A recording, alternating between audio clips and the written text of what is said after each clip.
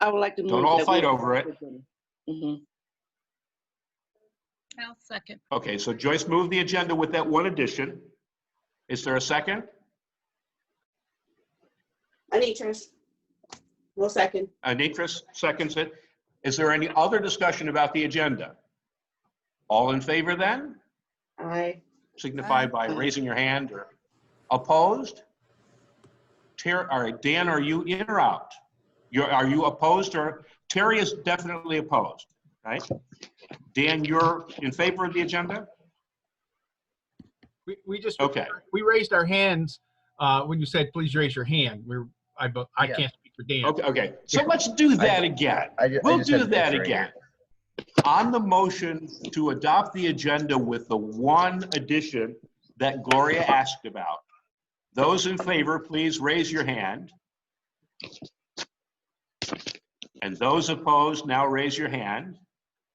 Can't see what Debbie's doing. Debbie, I can't see your hand. It's a virtual hand. It was raised the first time. Okay, thank you very much. Okay, so the agenda is adopted. There is no public forum today because we can't have the public in here. First thing before we start the regular business, we did an email on Friday. By Saturday, I had 5 positives for opening the library for curbside service this past Monday, the 7th. And the first order of business is to affirm that decision. So I need a motion to that effect. I so move. Terry moves. Is there a second? I second. I second. Dan got his hand up first. Is there any discussion? Sounds great. All in favor? Raise your hand. Opposed? So ordered. Thank you. Okay. Betty Sue has done a number of emails and updates. You have a lot of the information. I think she has some additional, more contemporary information. And then if you have questions about what she has forwarded to you thus far. Betty Sue? Just to let you know, while we've been on shutdown, we have issued 9 new cards. We have fixed at least 5 accounts that people had to have closed for various reasons, and we got them straightened out. A couple of us have done some deliveries when people have called us individually, and some people even got called angels for being willing to do that. I had one person who had a school project and they could not find the book that they needed. They couldn't order it in time, so I saw that they got it. So please know that everybody here was trying to help when they saw the need. Local history. Every day that Dee was in, she answered local history questions. And when she wasn't in, she often answered what she could from home. Her most interesting one was just yesterday, I believe it was, and it came in from England. And it was about a family named Beach. And if you know Lafayette Beach Park, that was the family. So that was very interesting.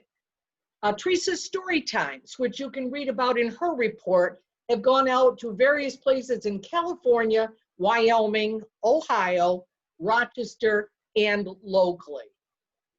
At one point, we added Rosetta Stone, which is a language learning program for free as a trial during COVID. We cannot tell how much use it's had, but we will put out and request that information from patrons. And we do know some people have used it because they've called to ask questions about it.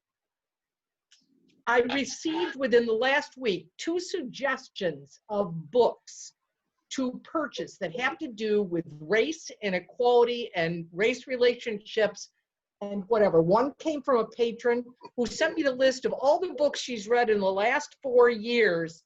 And I went through them and took a look at the ones we owned and the ones that could be obtained through Niagara. And I was very pleased to see we had a lot of them. Her problem was she likes to listen to them rather than read them, and she only reads online. And we don't purchase those books. We don't purchase any books online because of the cost. We depend on Niagara to do that for us. I did say if she had titles that she wanted that we could purchase and keep in the library. That is how we select books on CD. Because unless you're getting them for people who want them, you're guessing. So we had several back and forth, and she was delighted that we had a conversation going. The other one actually came from Joyce, and I think she sent it to everybody. But I only responded to her because I thought it was a patron request. And she sent, if you didn't notice it, from the DC Public Library, the list of books that they thought all libraries should own. Well, I went through that list too and was very surprised at the ones we own. I have added a couple in large print because we don't have a lot of nonfiction in large print. And I was delighted. And as I said to Joyce, the same way I said to somebody else, I love getting lists like this. I go through bestsellers, I use book pages, I use professional magazines. But every time somebody sends me something like this, I can always find something that's positive. So I thank you, Joyce. I appreciated that very much. In fact, one of the things we picked up from this led Mike to work on setting up a Zoom book discussion on the book, The New Jim Crow. So we're hoping to start doing a little more with the Zoom type stuff. We're not getting great attendance, but I think it's also a matter of establishing a schedule and having it available. And my rationale for that is looking at what Batavia does with their books sandwiched in. It's been going on for years, and you build slowly. So that's one of the things we're going to do. One last note on Niagara. Today, Rob, our delivery guy, came and picked up all the books we had here waiting to be returned. He, during the course of this week, will be picking them up from all 21 libraries. They will then be taken to Niagara and quarantined for 3 days. Even though we quarantined them here, he still had to handle them. So they will be quarantined. Next week, Niagara hopes to get those returned to their home libraries. And he says, we got a ton of them out there. He says, I know there are at least 10 bags for Albion coming back. I'm not sure when interlibrary loan will be able to resume. The problem is until all libraries open, we can't do interlibrary loan because we can't say, okay, you can borrow books from this, and this, but you can't borrow them from here. And right now there is one library who is not opened at all, which is North Tonawanda, and they're one of our huge borrowing points. And until that gets dropped into place, interlibrary loan will still have to be on hold. So that's the update on what we've been doing here, because I'm telling you, people have been busy, and I'm real impressed. So thank them when you see them. That's it. Betty Sue. Yep. Has Mike already started the book review on the new Jim Crow? No. No, when we get to that, it will be on our website and it will go out on social media. And if I can butt in on social media for 1 second, I'm seeing, I think, fewer people checking our Facebook page. Part of that is because I think Twitter and Instagram and some of the others are sort of superseding Facebook, but our generation still uses it more than others. Whenever I am on Facebook and see something that we have posted, I share it. So I'm going to ask you people, when you go on Facebook and see something from the library, don't just like it, share it, because that will just increase that ever so much more. And if you have any other suggestions on social media, please feel free to let us know. Thank you. There are other questions on the presentation this evening or on prior director's updates that you've received by email? Okay, hearing none. Our business items tonight, the May 13th minutes and the May treasurer's report. The minutes, I believe we sent out the meeting notes in lieu of the minutes, or help me out here. Did we actually have minutes? Now, the reality is, we are required to have the Zoom meeting posted. That is posted. You can get to it from the front page for YouTube, and that's where tonight's meeting will be. I personally, and once again, it's up to you guys, I personally uncomfortable with the format of just posting the notes, which is a lot more detail than we generally put in the minutes. I mean, My understanding, you post regular minutes just like we would if we had an in-person meeting. That's my understanding.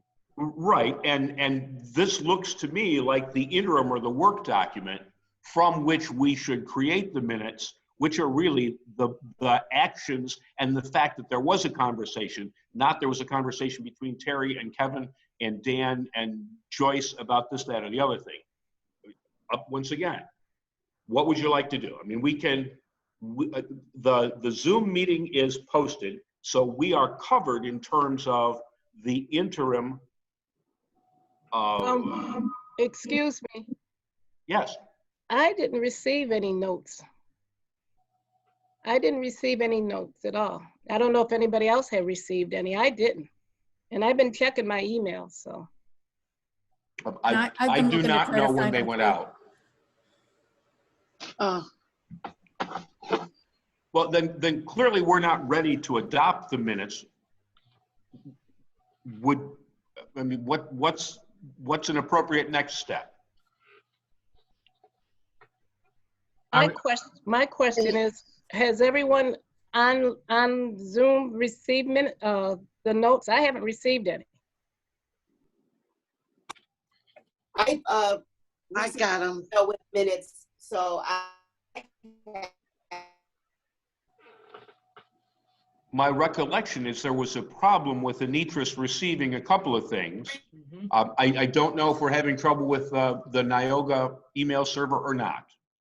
So clearly, if we didn't have the information or where it's not in a format that looks like minutes, then we really shouldn't adopt them until they're perfected.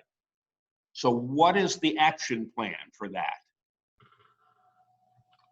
We'll have to wait for the secretary to take the rough notes, put them into the appropriate form, and then we'll have to adopt them at the next regular meeting. Okay, is that okay? Does that make sense?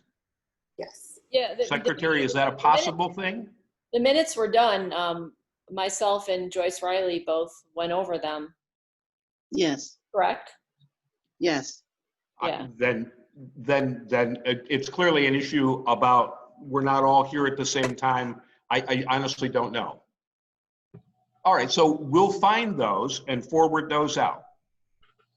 And as Terry says, we'll deal with them in a subsequent meeting. In terms of freedom of information, we are covered because the Zoom meeting is posted. Okay.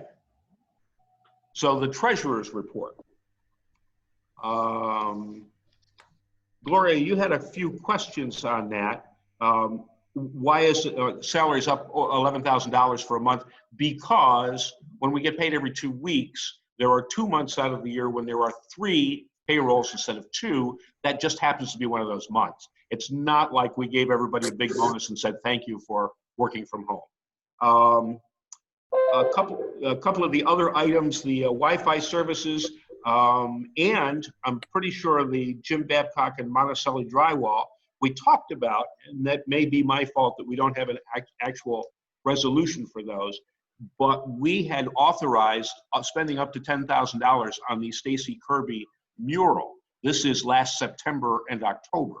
And then when the first potential was a Go Art grant, the second potential was that the Moore family, in memory of retired librarian, paid for the entire cost of it. So, I mean, that's where the money came from for those. And you're absolutely right. If we didn't do that in the right order, but repairing the ceiling, for example, while the scaffolding was here, the carpenter was here, and the plasterer was here before we did the painting, that needed to be done. So Kevin, are you saying that you're talking about the drywall? The Monticelli drywall? Jim Babcock and Monticelli Drywall are both coincident to the Stacy Kirby, I forget her married name, mural, which those of you who are here, or those of you who are not, who can stop in sometime when the library people are here, it is laid out on tables here in the Kirby room because they're getting ready to install that. All other things being equal, it would have been nice to have had that installed during the shutdown period, but Stacy has little kids and they're not real helpful on the job site. So we're dealing with that. The business, I'm sorry, go ahead. So for clarification, did this money come out of a grant, did you say? You said we received a grant. This is, we had intended to spend 100% library money on this. The first opportunity was a Go Art grant, Genesee Orleans Arts Council. We didn't complete that because in the meantime, the family of Marion Moore, retired librarian and who is now passed, wanted to do something in memory of her. They are covering Stacy's costs. So we knew we would have extra costs. We had talked about renting a lift, which we didn't need to do because Jim Babcock's scaffolding is here. So yes, it was not done properly. That's my fault. But it's not new and exciting or new and different or out of the ordinary expenses. We're not cutting something else to be able to do that. I think that's understood, but the reality is, as one of our main roles is fiduciary, and we need to approve any kind of expenditure. It's just the way it is. That's a personal opinion. I don't believe that any kind of expenditure is necessary for board pre-approval or post-approval. But we'll have that conversation later on because that was one of the things that you had brought up.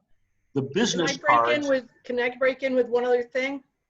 Both of these costs would have been slightly less than what I'm approved to spend with a confirmed vendor, which would be Jim Babcock, because we've used him. He then subcontracted the painting. Not only did the drywaller fix the ceiling, but there were cracks along the ceiling and the walls where the mural was going. And it would not have made sense to apply the mural to that wall if it was not fixed properly. From a practical standpoint, you're absolutely right. But from a policy standpoint, Terry is absolutely right that we should have had a mechanism to deal with this along the way. It might have been the Buildings and Grounds Committee and a recommendation, but committees have not been real active. And so, yes, I will take the hit for that. The last item, Joyce, there was a question about business cards under maintenance. Those are expenses that we pay with the business credit cards. Mm-hmm. So, and it's just the way the report is chopped up.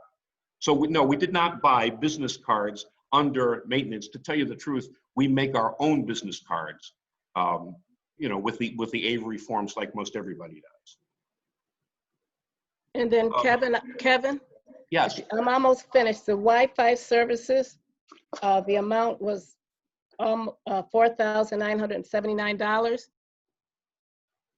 Yes, and that's in the same category. That's actually in the same category as the mowing, which this year was bid at whatever it was, $2,800 plus a refund, rebate, contra expense. So our net cost is only $500. A little later on, we'll talk about under old business the grant update. The American Library Association we have applied for and are.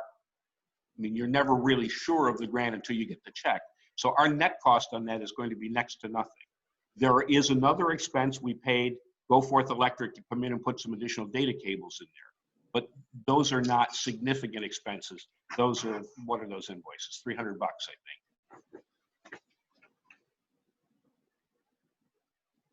Are there other questions about the May Treasurer's Report? I believe it's 3 pieces, the profit and loss in a page and then just a little, and the balance sheet.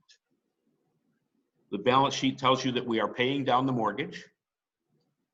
As we talked about last month, I'm not 100% sure that you're going to see a major gift from the Hoags. I think that was part of the intent, but I mean, if his investment accounts are like some other folks, it may take a little while for it to come back to that point.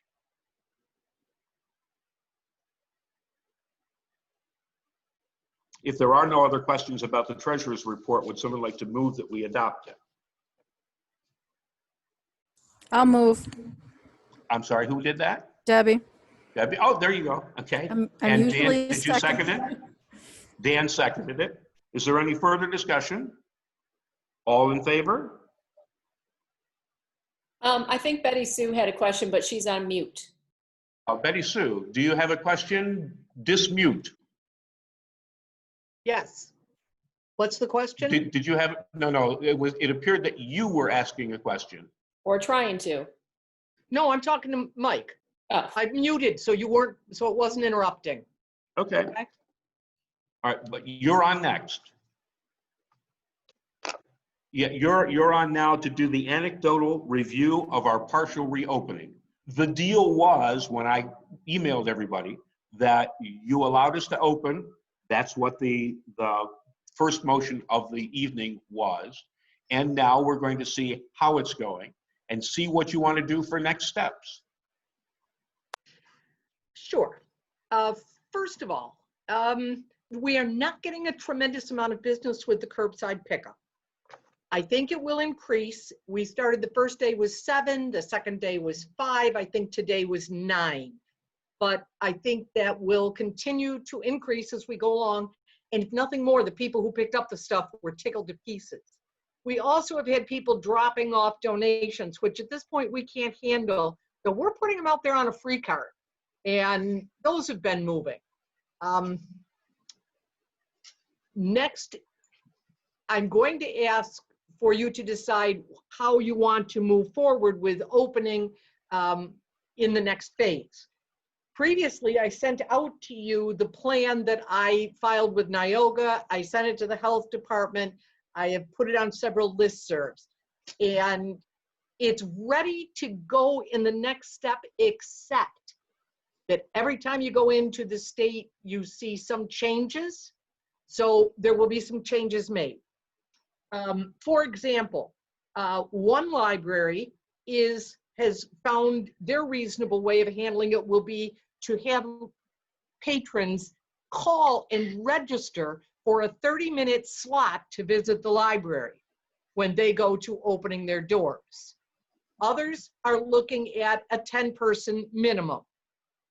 We've taken Maximum. all of these things, pardon? Maximum.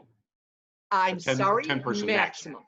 10. Maximum. Mhm. We extended our computers from 30 minutes in 3 sessions to 90 because it was a nuisance. But when people are not supposed to be hanging here, I have to decide with the staff, is there a reasonable amount of time for people to use the computers? We will be using every other one, we'll make adjustments and whatever. But those are some things that need to be more finalized, and I will do that before Friday and send this document back to you with the latest updates that meet the state requirements. We have managed to take care of all of the books that were in quarantine. They are back on the shelves.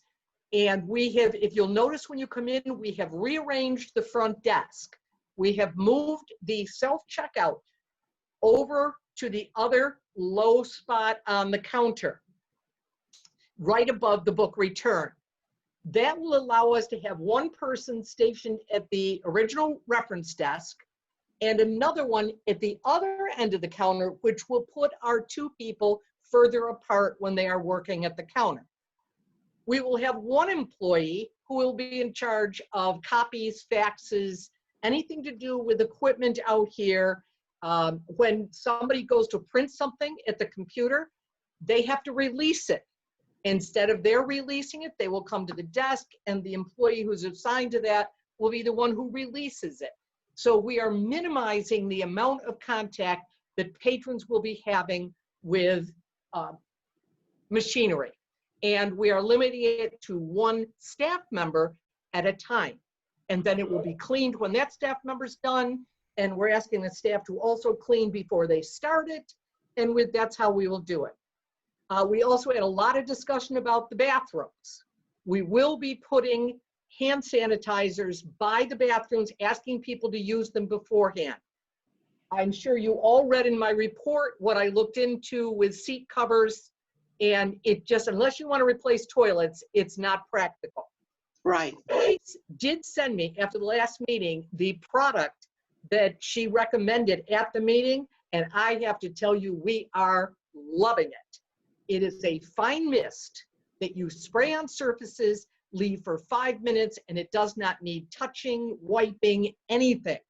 And it so what we started, the whole staff has been trained on our bathroom, and then we will use it in that bathroom. You go in, when you are through, you wash your hands, you then pick up this bottle of spray with a paper towel and use it on the toilet seat, the soap dispenser, the sink handle.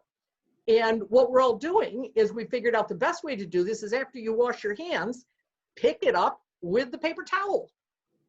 And then you can finish, set it back down, use the paper towel to open the door handle, and you haven't contaminated anything. So we are thinking that this is how we will handle the bathroom cleaning here. How we will do that with the patrons, I'm not positive. We're still talking about it.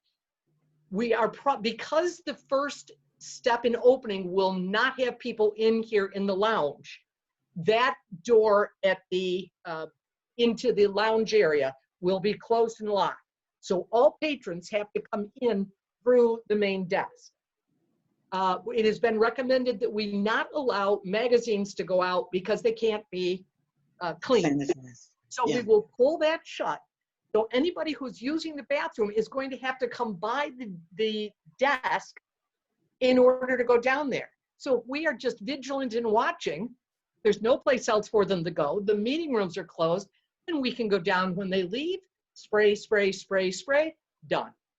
So we're thinking this is what's going to work. We're playing around with it, but that is the reason that one of the reasons it's been so helpful to have the staff in this week to do all of these things to get it ready to go and to have test runs for some of the things that will be in the next step.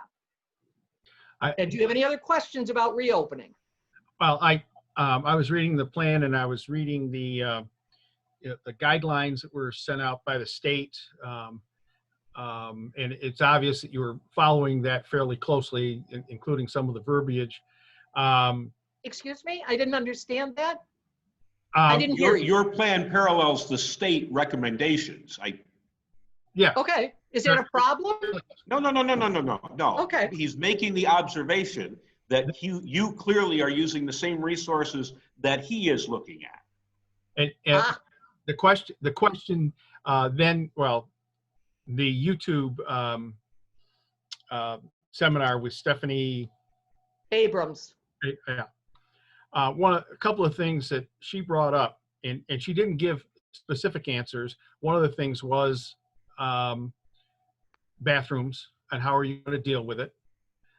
Number two, what happens when you have somebody who comes in and won't wear a face mask? And there are two different categories. There are people who refuse to because they think that somehow we're violating their rights. And there are those who, for medical reasons, can't. And from what in another meeting I heard is you really treat them in two different ways, but we have to have a policy. If you refuse to use a face mask and have no underlying medical reasons, you're just refused admittance, and that would be the policy.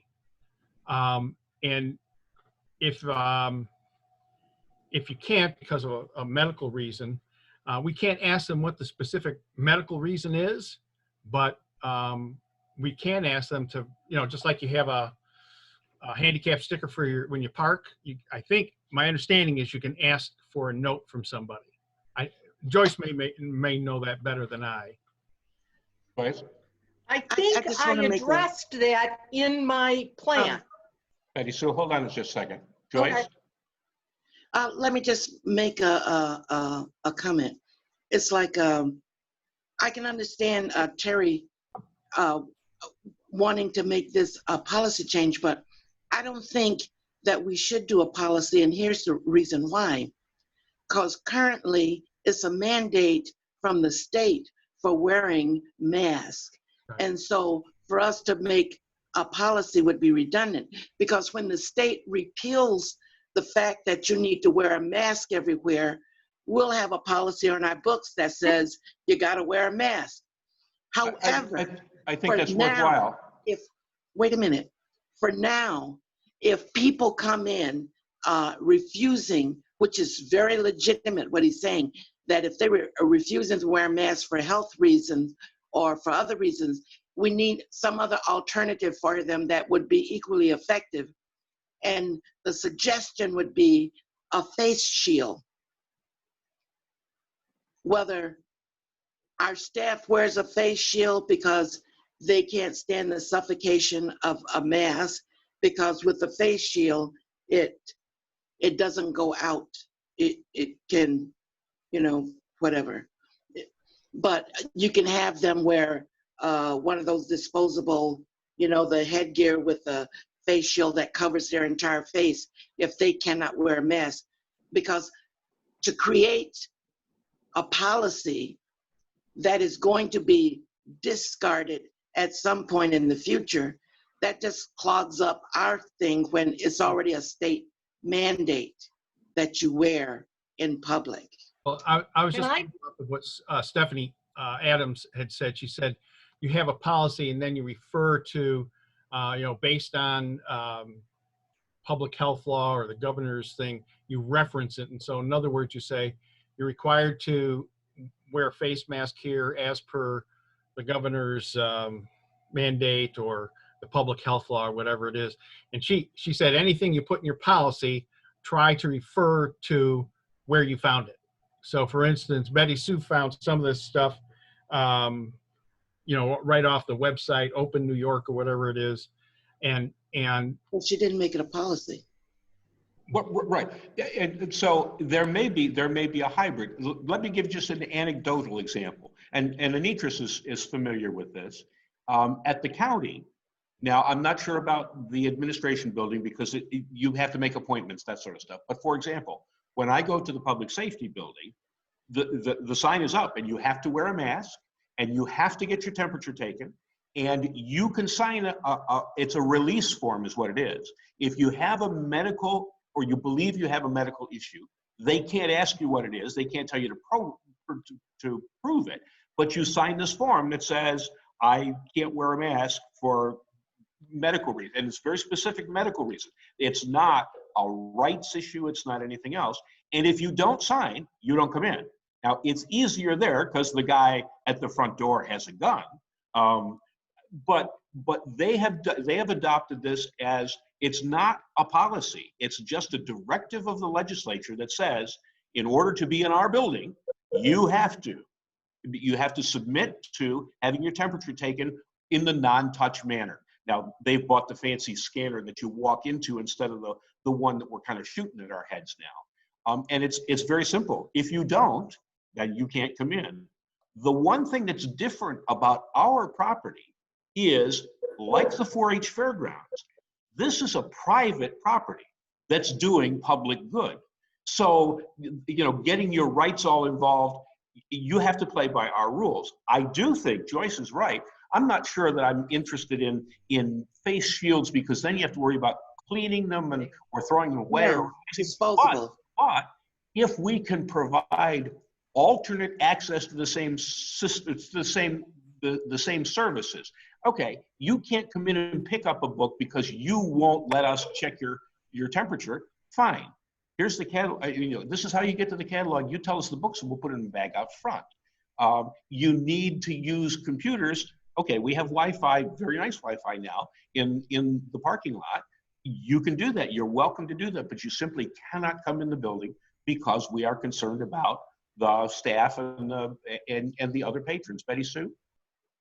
If I could direct you to one of the second or third sheet of what I sent out for our opening plans, the second item from the top of the page says, all staff and all visitors over 2 years of age will be required to cover their noses and mouth with an appropriate mask or cloth face covering in order to enter and remain inside the library building.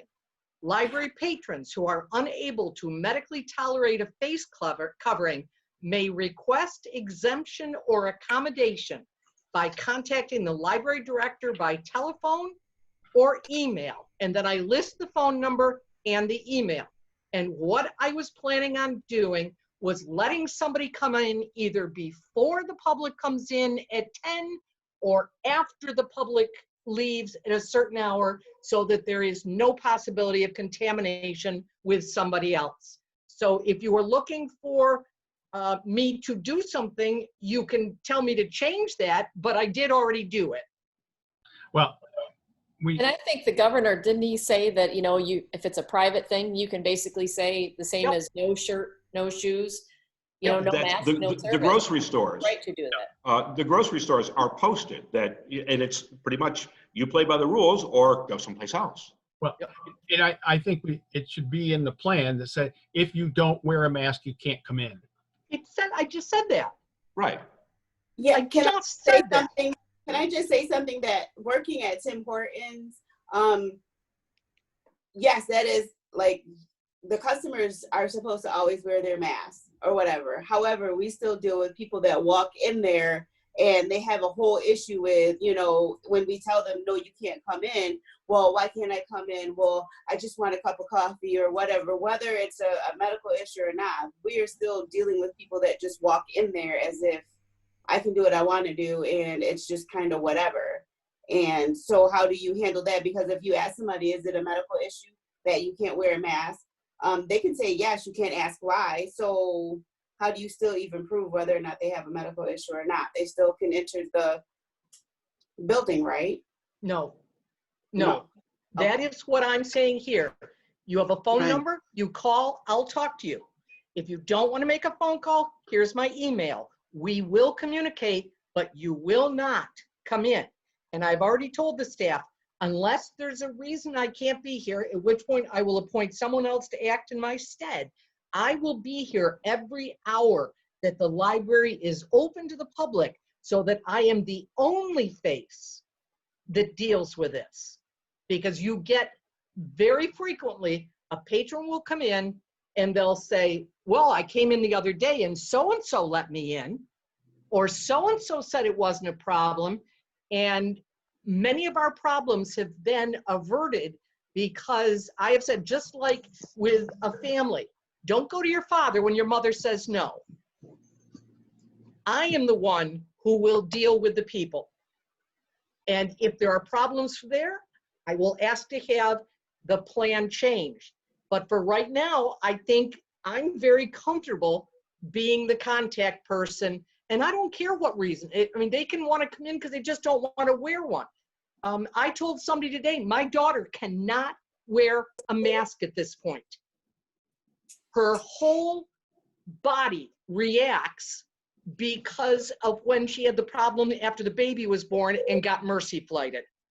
And she had the face on her, or the mask on her face for a number of days. And I said, then are you expecting people to let you in? She goes, no. She goes, I sent Travis. She's not going to fight it. I think you're right. Anitris, what you're getting are just people who are being belligerent at Tim Hortons, and they don't want to lose business. Here, I think in some ways we don't care because most of our patrons are going to be real happy to see people with their masks on. So that's what I'm planning to start with. If you want me to make changes, feel free to let me know or send me an email because I have not, because there will be things added to the plan that I already sent out to you. Okay? Okay. Thank you. Well, one of the things that came up that Stephanie Adams suggested, and she believes that the board has to approve these things. and she's talking as a lawyer, she suggested having a committee of like 3 people and a director and maybe an employee, and every 2 weeks reviewing the procedures and policy and actually giving them the authorization to approve any changes, because you're going to have things coming down from the state.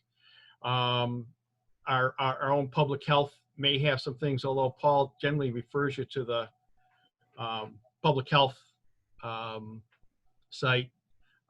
We may learn things from the CDC and some of that things. And I think it was Stephanie Adams says, you know, look what the CDC and OSHA are doing, because they're very, very good. You know, now, for instance, one of the things they're saying is transmission on surfaces is probably not as significant as just face-to-face. But that may change. And we have to be careful. The guidance may change, yes. But she suggested having a committee and empowering them to take a look at it every 3 weeks, or every 2 weeks, at least every 2 weeks, and take a look at what the guidance is, how things are going, because you want to be flexible, you know, what works, what doesn't work, and empowering them to make the changes with the director and that kind of thing. You know, for me, that actually sounds good, but I think that's the board is getting into the weeds, and I think we have we need to rely on the director and her staff keeping abreast of those changes, because some of you all, I don't have a job, but some of you have other jobs, and to get into the weeds, I think is a little too much. Do I want to know? Yes, I absolutely want to know any changes that are going forth based on what the CDC or our local health department or what the state government is saying changes should be. But do I want to come behind and check that you're checking? No, I don't. But because there are a myriad of ways to tell if someone is actually following up or keeping abreast of the changes. Like you keep track, Terry, of all those changes. So when you read what Betty Sue has put, you know pretty much that she's following the guidelines that have been set forth. So you don't need to get into the weeds. As long as she's going and doing what she needs to do, that's the way it should be. And we don't need anybody that we need to follow behind if we don't think that they're following the guidelines. So I like that you're knowledgeable about those changes and that you raise those issues. But I also like that Betty Sue reports and let us know these are the changes, and there may be others, and I will let you know if we have to do changes to it. It's when she doesn't that we get concerned. And so far, there's no reason for concern with COVID because she's been right on it. Well, what I was pointing out is with the Stephanie Adams, who's an attorney in Buffalo, what she was suggesting for, and she, you know, she was saying this for all libraries, and she says, you know, you have to define it yourself. If you haven't had an opportunity to see the YouTube, it's about a little over an hour long. It's worthwhile. It's worthwhile. It helped a lot. All right, so in order to move ahead, we have to define what we think we want the library to do. Not immediately or day by day. I'm not interested in micromanaging the schedule. Are we interested in opening for full service? Are we interested in doing an interim where we have reduced hours? For example, now, even though people are here a little before and a little after, the library is officially open from noon until 6. We are not doing Saturday hours. My personal feeling, which is now that I'm a short timer, is less and less important, I guess, is that I think the goal is you want to get back to where you were so that you were open from 10 until 8, and then those 2 days from 10 until 5, and you can schedule your programming. The short hours are going to give us a little problem when we do get into programming, because you're never going to start and finish a program by 6 p.m. And so what are the steps? We've defined what we want to do to identify for people the expectation. we expect you to wear a mask. I think at some point, we're going to expect them to get the temperature check. I do kind of like the one at the county Anitris, because you don't have to touch anybody. I mean, you stand in the square. And so I'm not in your face. I'm not, you know, anybody who's concerned about getting a gun-looking thing pointed at their head, that's gone. I personally have not looked at the cost. I do have to believe that our friends at the county would have not done it if it was, you know, $1,000 item like the metal detector. That's about the cost they are. Really? Yeah. For the ones that are legitimate? I heard 2,300. So those folks that don't want to get their temperatures tested with the no-touch little gun, then we offer them the alternate. What would you like to do? And I probably get around more than a lot of folks because I'm still an essential worker doing you know, security type stuff.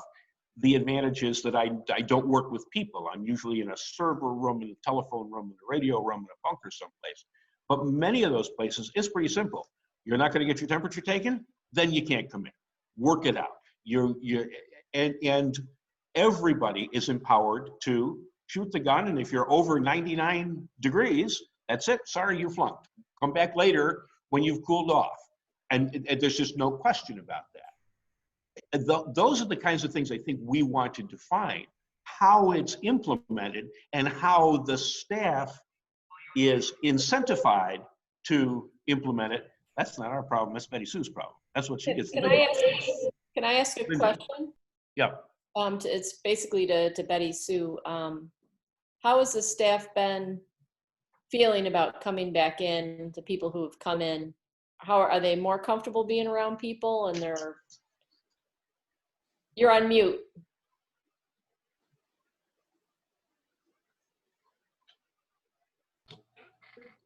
I know, but I'm not holding it, so I fixed it. I'm getting yelled at by Mike. We have one employee who is asked not to work with the public. She is the only one who still has two very elderly parents, and she takes care of them pretty much. She's the only family member. She is perfectly content to come in and do our cataloging, our covering, our barcoding, and whatever. So that's what she's going to do. Everyone else seems to be pretty comfortable, and that's why it was nice to have at least these last few days to see how we work around each other and whatever. For example, today, none of us ever thought about the fact that we go out here and use this copier, and we never said a word about cleaning that. So that's one of the things that will be added. We made sure that out there, only one person at a time uses it. Everyone is carrying a pen on their body. Everyone is carrying a small bottle of the hand sanitizer on their body. And I think they're getting pretty comfortable with it. I think there will be some concerns when people start coming in. But I think with the distance, I've been real pleased. We do have one employee who probably won't be in and probably shouldn't be in because he's been ill again, and that's Dirk. But outside of that, I haven't heard anybody complain. Can I ask, are you currently taking everybody's temperature, like when they're... Anitris, you're kind of breaking up, but if I heard you ask about taking their temperatures, is that what you're asking? Like your employees? We are taking all the employee temperatures every day. And we have the form that the state recommended where we have the 3 questions to ask. Have you been around anybody? Have you, I don't remember, and do you have any symptoms? So now everybody walks in going, no, no, no. And then we point the gun at them, we take their temperature, it is written down, they initial it, and the person who took the temperature initialed it. Their time into the building and their time out of the building are then recorded, because we have to keep track in case there needs to be tracing. Yes, Linda. Okay. I just got an email today from the Rochester Chamber of Commerce. They have that form that you're filling out, they have it online. And so you just hop on, you answer the 4 questions or whatever, and it keeps track for you. Nice. I will look for that and talk I to will- Barb about it tomorrow. I will send that out, but I mean, that's a good, you know, because they're doing it for contact tracing as well. Right, Only right. it's Now, all we digital have and to they keep have it. track of the people in the building for Yep. tracing, but we do not have to include delivery people who are in here on a regular basis. For example, we had UPS in the other day. We don't have to record that. I'm assuming that if there was a problem, his business has recorded his trip. Today we had Nyoga picking up our books. I'm going to again assume that he's going to be traced from Nyoga. So my job, if we had something happen here, is I would contact UPS and say, have you had anybody in our building, you know, between here, and contacting Nyoga and saying, have you had anybody, you know, has Rob come in for delivery between this date and this date? But we are not supposed to be keeping track of them. We have bought 2 thermometers, and because the recommendation was that we do this for patrons also. I'm still a little confused because it's starting to look a little bit like, well, are you violating HIPAA? Are you doing this or that? The most recent thing I have seen says you can take their temperature, but don't ask their name and don't write it down. So all you're doing is taking the temperature as to whether or not they can come in the door. I will be researching that again before I put it in the final plan. Yes. One, when I went to the county, not this county, Monroe County, they took my temperature and had me actually sign in, and they wrote my temperature down. But my original question is kind of, how do you think the staff feels, or when do you think the staff would be ready if we tried to open the library not full-time, but partial hours? What would your recommendation be based on working with everyone? I think they would be ready to go Monday to a limited number of people, because again, it's going to, I know the goal is to get us open for everybody at all time.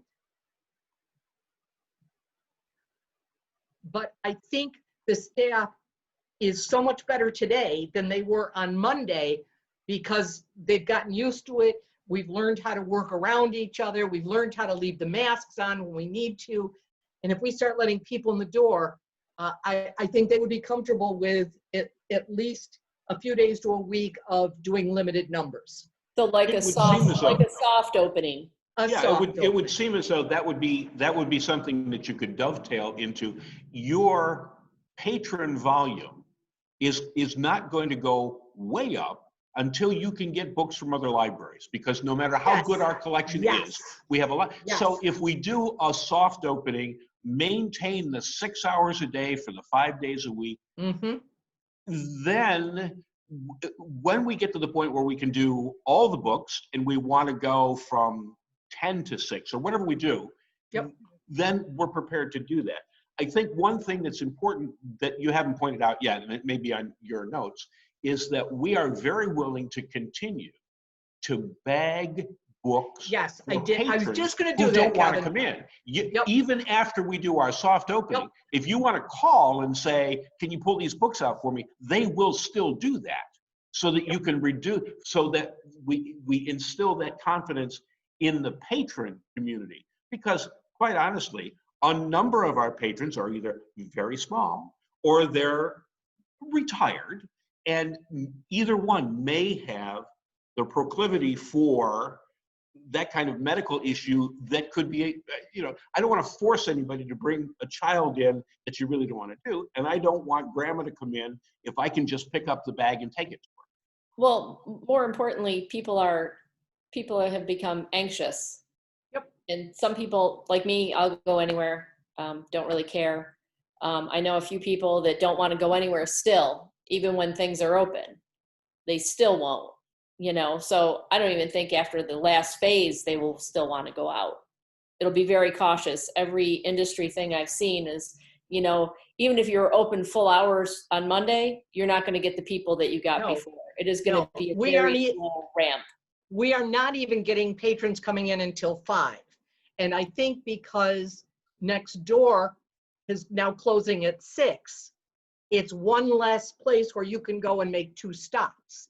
So I think 7 and 8, until we can have on-site programming, is going to be just sort of useless. We are talking with the staff, and I could have mentioned that before and forgot about it. Charlene has been doing our shut-ins. She has talked to all of them. The last time she talked to them, no one wanted delivery because they were scared to death. She feels that some of them are ready now to do delivery. If she puts them on the porch, leaves, and they can retrieve them. Some places she won't go into because they won't let her. For example, the old grammar school. She was taking books into the building and to the individual apartment doors.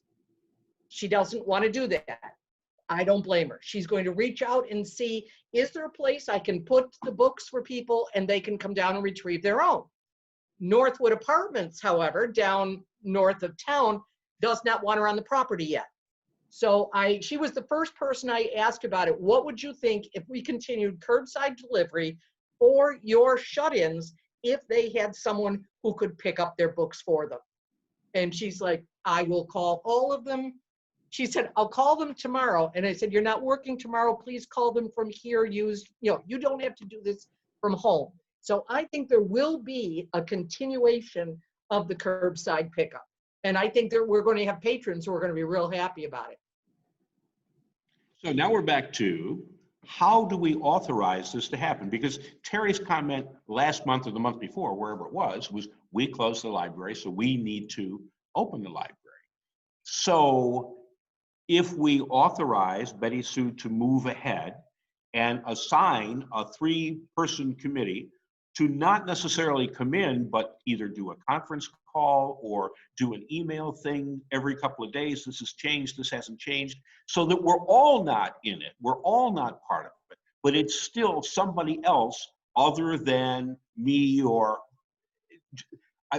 my goal is to move things forward. So I want as few impediments as to do that. I happen to believe that Betty Sue is a pretty practical person, that if the state sent us guidance and said, oh, no, we were wrong about the surfaces and now you need to do this, that she wouldn't say, well, we've already got a policy to do this, that they would just change, that she and her administrative team would say, oh, now we have to wipe down the books before they can. Nobody has suggested that, and the information is that, as Terry pointed out, surface, the ability to live on the surface, the viability, is not what they thought it was, what they were concerned about. That it's really, when I sneeze on you, when you walk through the cloud that I exhaled for some period of time. So help me out. How are we going to move ahead to do that? I'm inclined to put Joyce on the committee because although she's retired, she remembers a lot of that medical management stuff. I mean, I think her position is, I don't want to micromanage this stuff.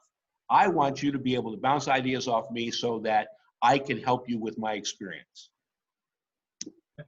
When Stephanie Adams said this, she said, look to have this committee to go on more than a month or so, that particularly because Anthony Fauci in particular, but other medical people are saying we're going to have a rebound. We may be back in the same situation where we have to retract or even close down again. So she urged that if you have this 3-person committee, they plan on being on it for like 6 months. And they may not meet every 2 weeks as they go along. It may be then become monthly, or if things got worse, they'd become weekly. Depends on. They said she said to be flexible. So, Terry. Yes. Why don't we go ahead and see if the rest of the board would like for us to get together a 3 committee member that would be available to work with Betty Sue if and when she needs or has a question or we have a question about going forward, so that we can move this project.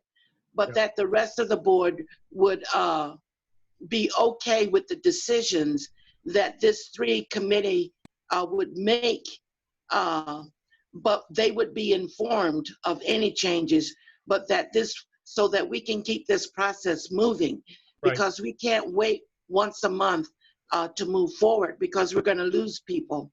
Yeah. So It's if real. it would help move us forward, I say I would like for us to get 3 people who would like to be on this committee, so that we can move forward. Yeah, that's what Stephanie Adams encouraged. Don't wait for board meetings. You know, if things change and you have to change in a week, these 3 people and the director Right. make the decision together and boom, go. So do we all agree on that, and we can pick the 3 people that want to be on the committee, and then we'll be done with that?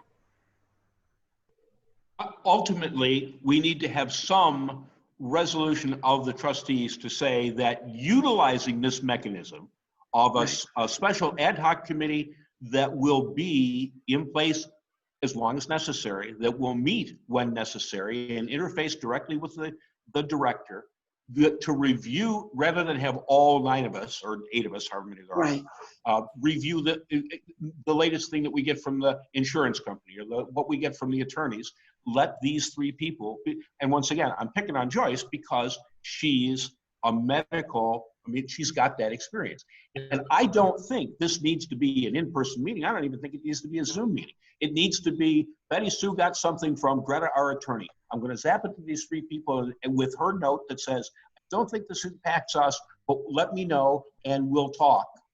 You know, that sort of informal but communication lines process. Linda, did you? Oh, okay, no. And I think, you know, it wouldn't have to be like a Zoom meeting or something like that. It could be just emails passed back and forth.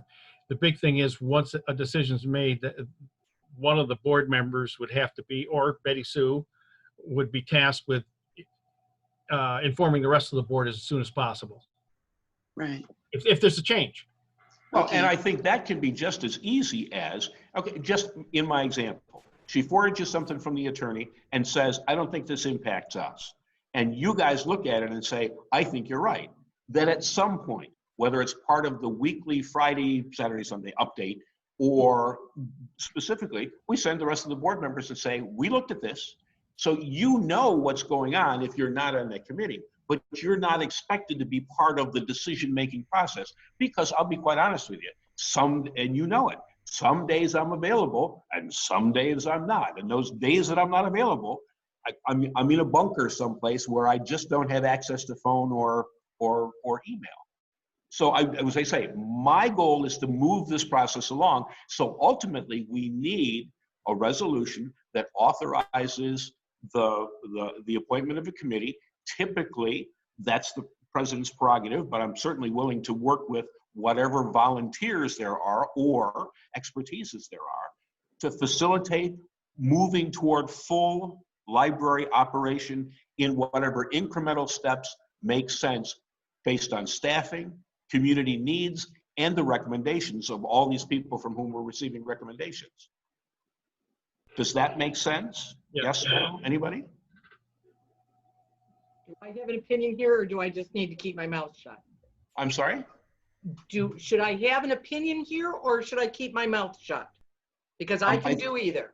I think at this point, this is a board board, decision, not a policy, not mine. but a Yep. policy decision, because it impacts the operation of the library, and it needs to take into consideration what our liability would be for litigation if we did a stupid thing. I mean, we're not going to do that. But when somebody looks at the minutes in 30 years, they're not going to know that.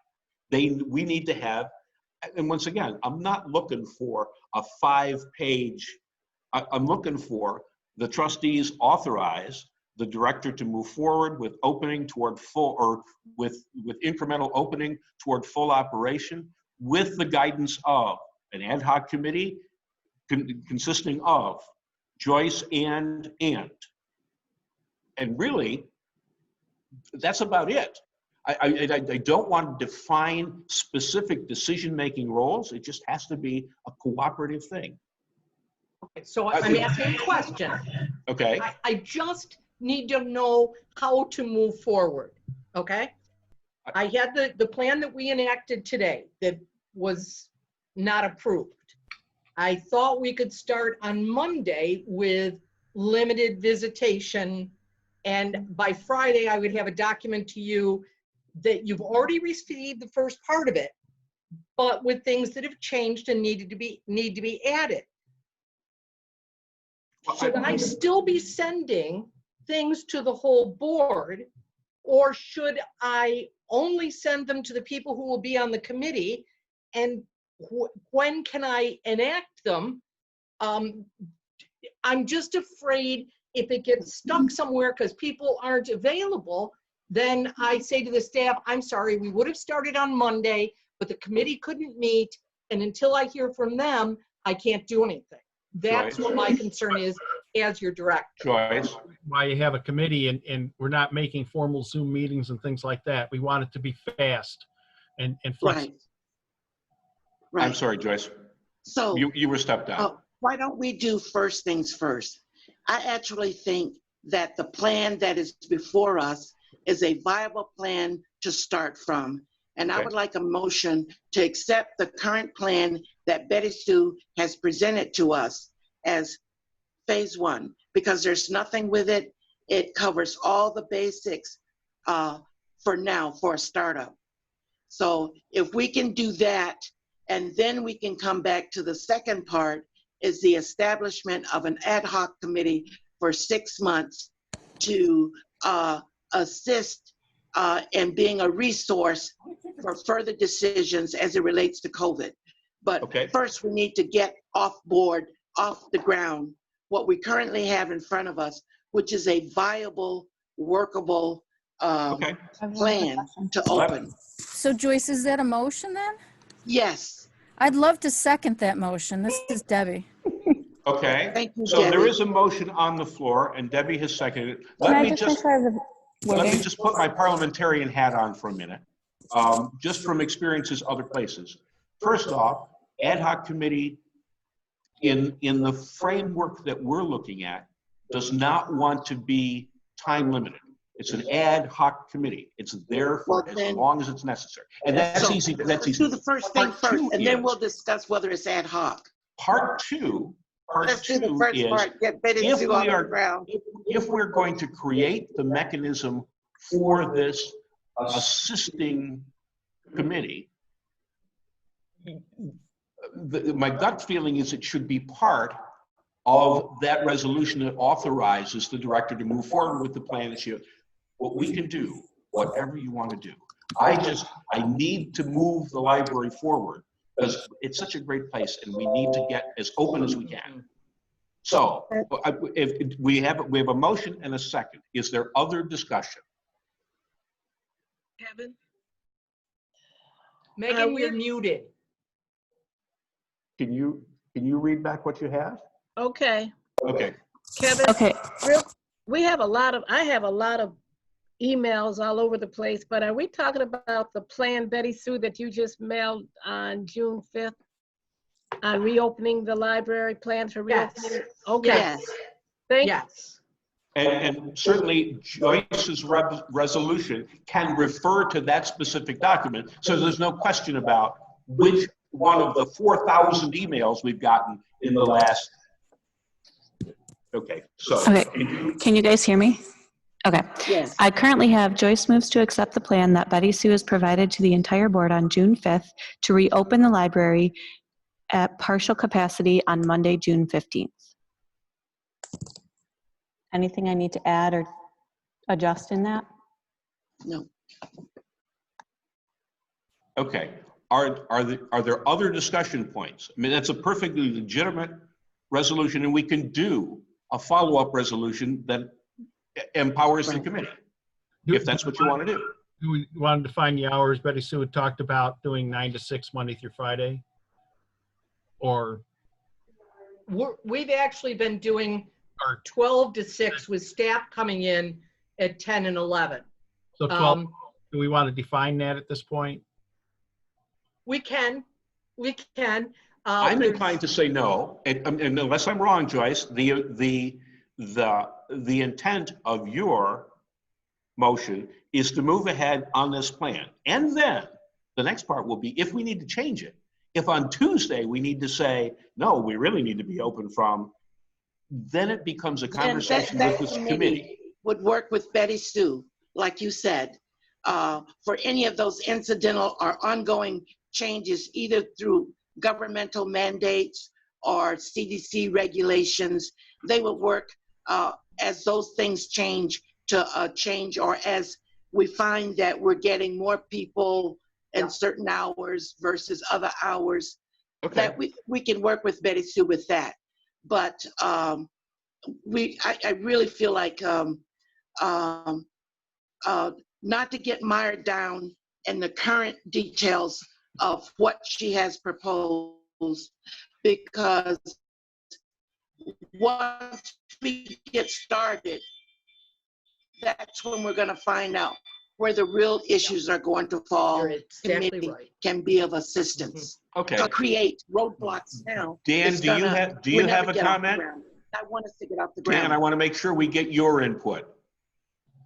Yes. Dan, Yeah. there you go. No, I think Is this workable for you? Yes. Linda? Oh, yeah. Anitris? Yep, I'm good. Okay. Terry? Yep. Okay. So is there any other conversation And relative Gloria, to this is motion? it workable for you? Yes. Miss Gloria. Oh, I'm Gloria. sorry.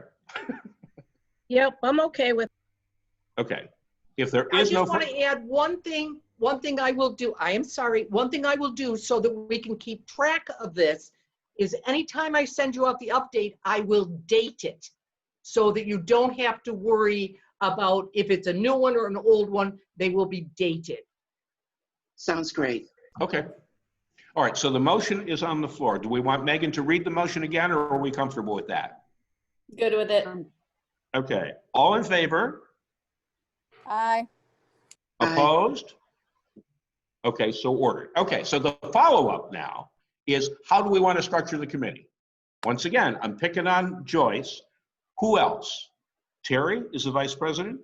Dan, are you available now? I'm not sure what your status is at the moment.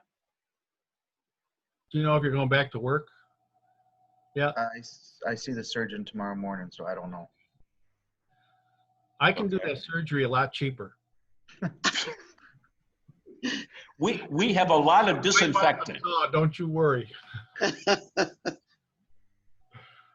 But yeah, if you want me to go with it, I'll go with it. It's an opportunity to participate that does not require specific scheduling. I mean, if you're in a position to be able to return a phone call or an email within a day, then turn it around so that the input gets back to Betty Sue. That's the important part. Yeah, I'm good with it. Okay, so Joyce and Terry and Dan Conrad, are we comfortable with that? I would ask if there's anyone else that's interested, because if I'm going to be on the committee, if anyone has any feedback, I welcome you to bring it to me, and I can forward it with the group. So I would like to put that out there, because I'm sure the three of us don't feel like we have all the answers, and we still welcome input from our other members. Okay, so this actually does not require a motion because the establishment of an ad hoc committee is the president's prerogative.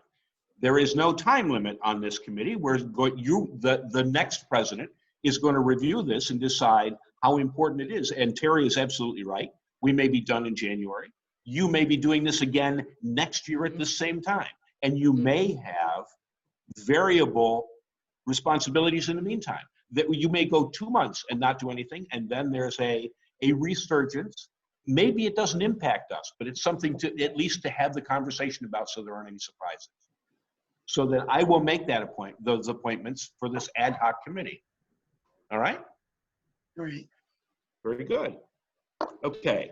I had on the note, just because, regardless of what we are doing, even if we're open for 8 a.m. to 8 p.m., which is more than we were before. I'm just being facetious.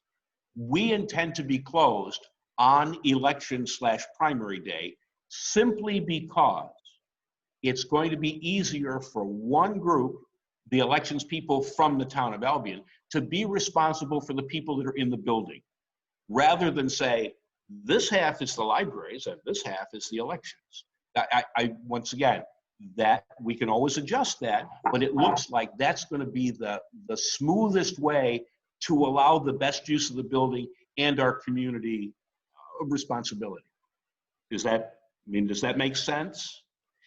When we made the deal, with elections, it was a month, 6 weeks ago. Obviously, things were different. We set the date not knowing that anybody could be in the building because they really don't have any place else to go. And if COVID had continued and we had to do absentee only as we did with the school board ballot, that would not be our responsibility, would not be as Dan's. Would it be possible that day to do the curbside pickup? Or no? No? I think it would be easier to say this day, because it's election day, we can put it on the sign, we can put it on the website, just because I don't want to mix those populations again. Okay. I don't know who's going to come for election. And to be perfectly honest with you, even if we're scanning people at the door, which is a problem that we had years and years and years ago when the old grammar school was a polling place. The rule is, when that's a polling place, it's elections rules. When it's a polling place, it's not our rules. So I don't want to get into that.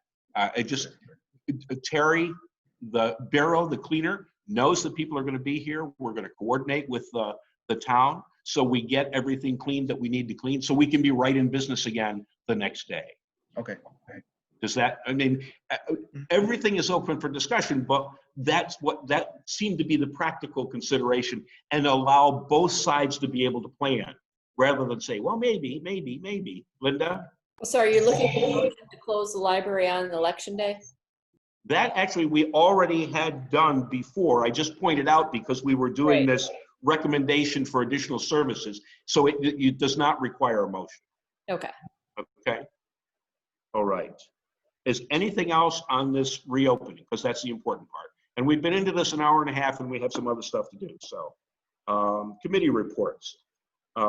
Buildings and grounds, they're not actually reporting, but obviously it was part of their bailiwick. The driveway was sealed last Friday. We wanted to get it done before we open again. It was kind of last minute because they had the availability, but I think that they did a nice job sealing and they've restriped it.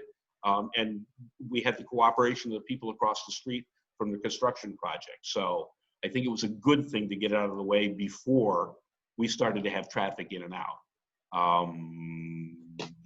Nominations and elections. Terry forwarded a suggested process that we use for this election only. And then next year, when you guys do the election, you can choose to use the process that we've used before or create a new one. Or did everybody receive Terry's email?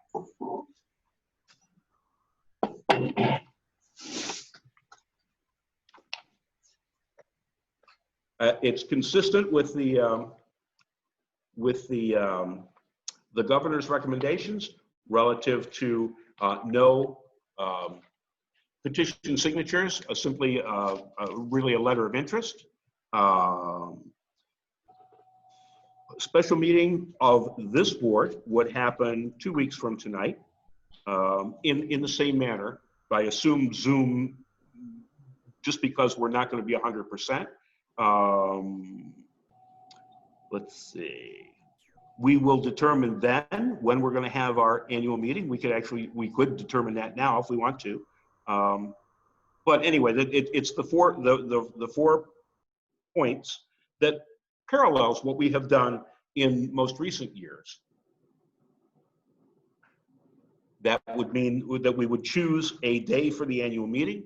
Our bylaw is still in effect that whatever day we choose for the annual meeting, that is also the day when the newly elected trustees take their office and the officers are elected for the following year. Terry has suggested that the term for those folks that are elected or whose terms would be up would either be at our annual meeting in 2021 or 1 year, whichever comes first. We're hoping that we're out of this by then, but if we're not, there has to be some limit on that. Comments, questions? Terry, correct me if I'm wrong, this is not really a committee recommendation. It's something that you did to move things along? Right. Okay.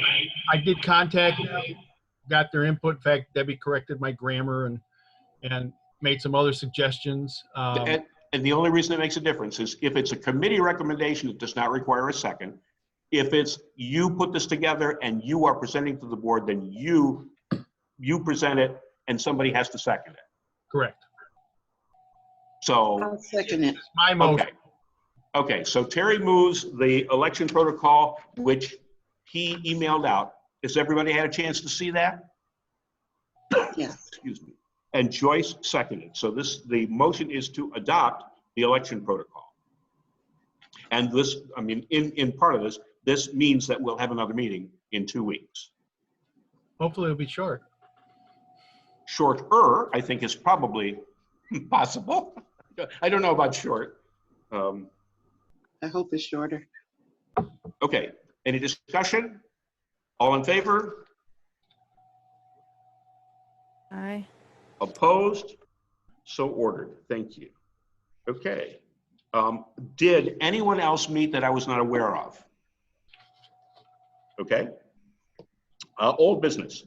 We have 3 items on the original agenda plus the one that Gloria asked to be added. The NYSERDA charging station project. Betty Sue. The site was reopened on May 21st. Up until that time, they were not accepting, even though I had initiated it long before that. So it has been filed. I have been in contact with, GoForth, because they were the ones who bid the equipment, blah, blah, blah. And they contacted their distributor who said they will stand by the quote they gave us last February. So when it comes through from NYSERDA, which I'm hoping it will, then I will let you know. Okay. And the NYSERDA grant covers the majority of the cost. Is that correct? It does, because it's $4,000 per charging unit, regardless of how much you spend. And the 2 units we've been quoted come to a total of 8,000 and some odd hundred. I don't recall right now, but it's in the notes somewhere. And so we would have 8,000 of that covered. Okay.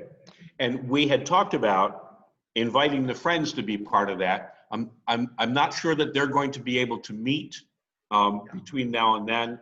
However, this is not something which will have to be purchased before the June 24th meeting or the July 10th meeting. It depends on if NYSERDA sends it back, then we'll do it for the next meeting so that we identify where whatever remaining costs come from. Okay.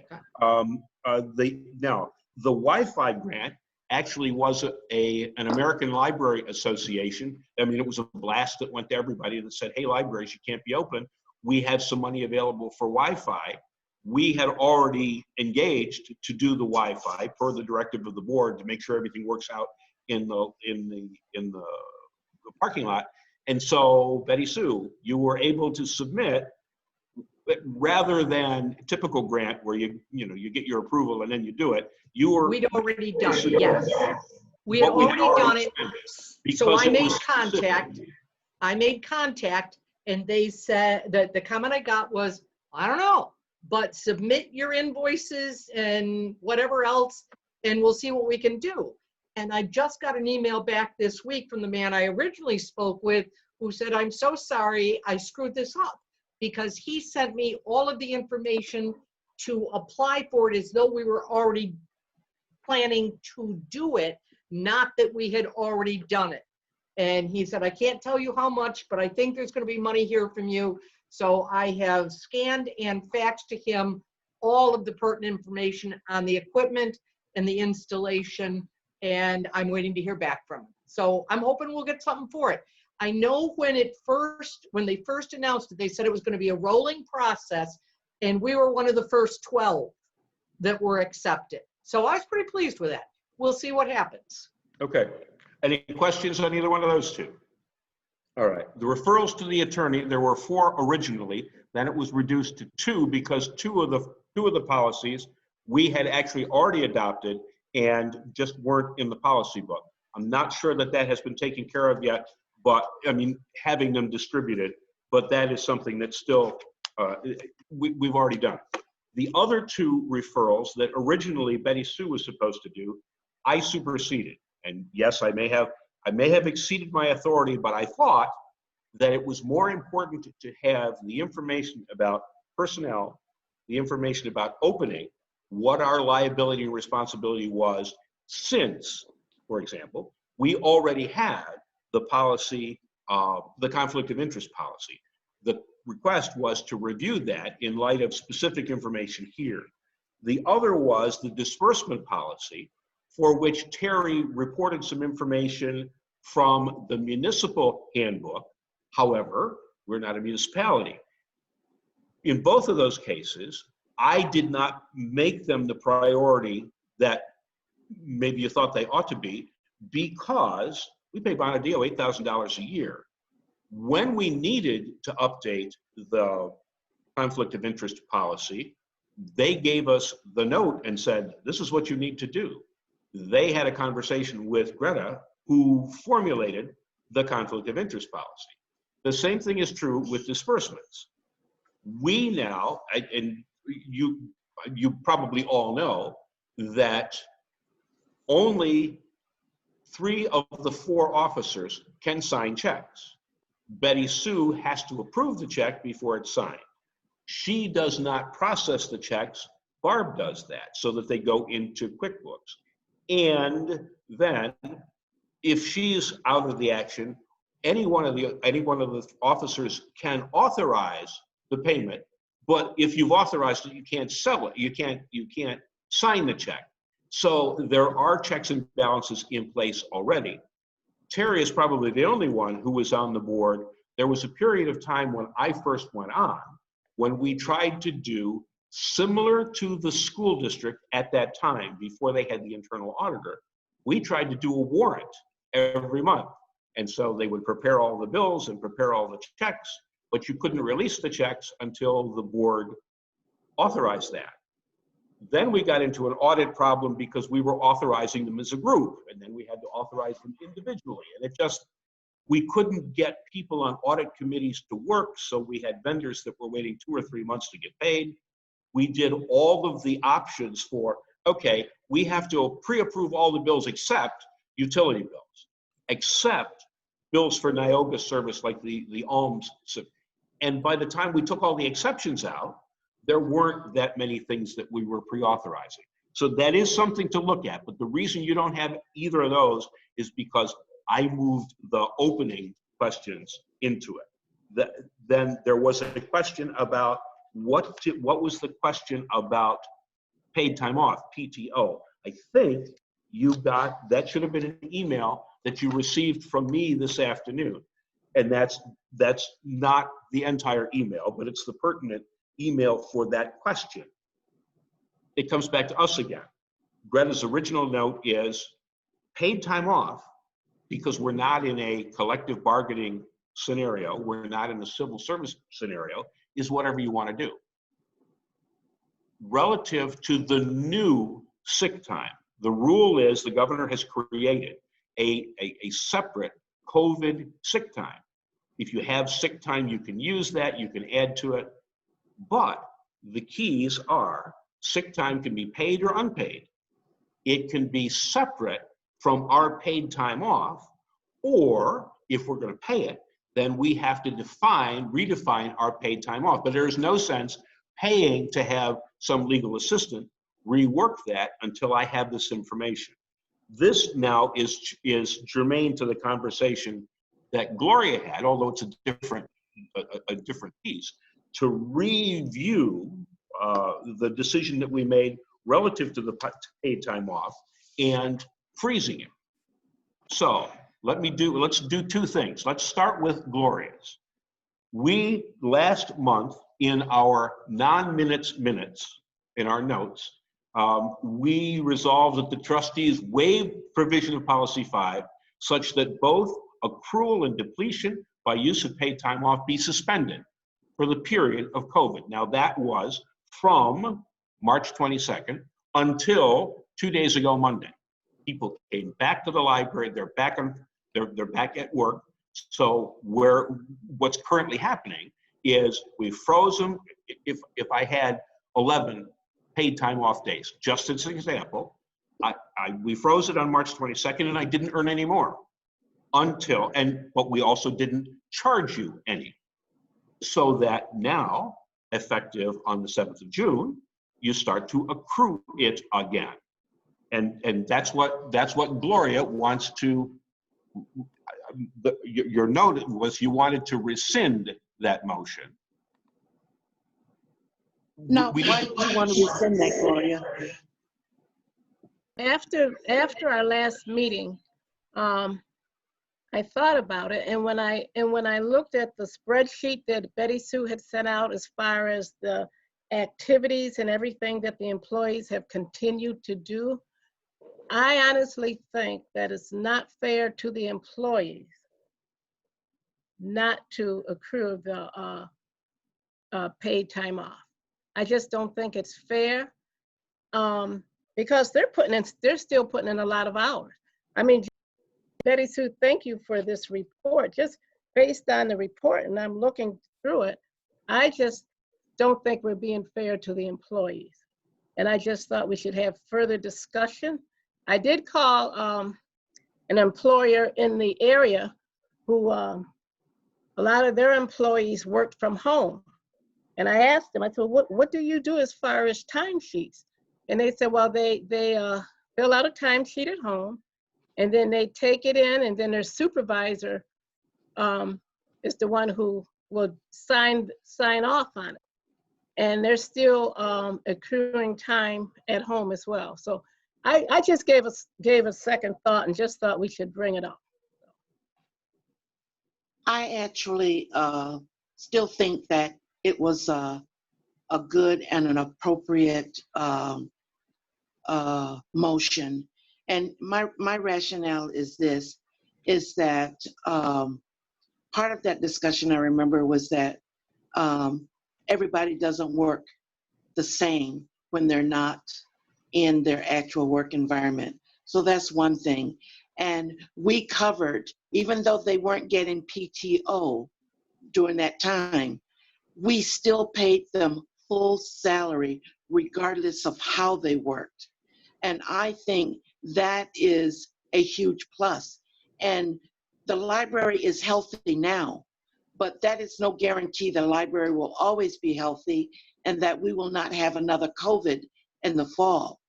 So barring a COVID or some other systemic, a widespread phenomenon that affects us, we need to be, I think, exercise care and at the same time, fiduciary responsibility towards the survivorship of the library. And also, I do think that we have done fair by the staff and making sure that they're fully paid their salary. We didn't short them a penny. Well, so that's why I think it should stand. And because once you do it, you can't, taking it back, if we rescinded it, it would be very difficult for me to justify reinstating it at another time. Do you see what I'm saying? And we went off, didn't we go off the lawyer's recommendation on that? That was a conversation. The conversation with Greta was, what should we do? Do we have, in terms of a legal responsibility or a fiduciary responsibility, to do something? And there was no clear direction. You can do this. Many of our commercial customers have done that. The people, I mean, also many of their clients are involved in collective bargaining agreements. They're involved in civil service where the rules are different. And so it was an option. It was a sensible option. And I presented it because not only did we stop accruals, we also stopped any deductions. So you couldn't be charged for your time, no matter what. And the collateral downside is having now not worked since March 22nd. I mean, not worked physically in the building.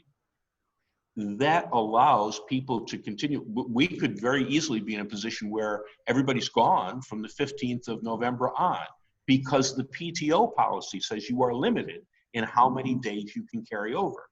The reason we did that was that we had folks, when they separated from the library, had a year and a half, 2 years worth of leave time for which we had to write a check. That seemed to me to be a poor fiduciary choice. We can do whatever you want to do. It's an accounting thing. But I think it has to be part of the conversation relative to the mandated sick time. Terry? Again, I talk about the same thing I did last time, because we have two, perhaps three different types of employees. We have those employees who didn't work at all. I mean, they stayed home and didn't work at all. But we also have employees who worked, and I don't know because I wasn't keeping track of their hours, but I believe they're working full-time or close to full-time, whether at the library or at home, and they were putting in work. So if we say, well, you can't collect PTO while other people who were still collecting a paycheck, even though they weren't working, and that was a decision we made, it's not equitable. It's not treating them equally, because those who didn't work don't collect PTO, and those that did work don't collect PTO. So, But I I have to believe that from a practical standpoint, having not done remote time slips, that we can't go back and say, I don't think you worked enough, and I think you worked enough.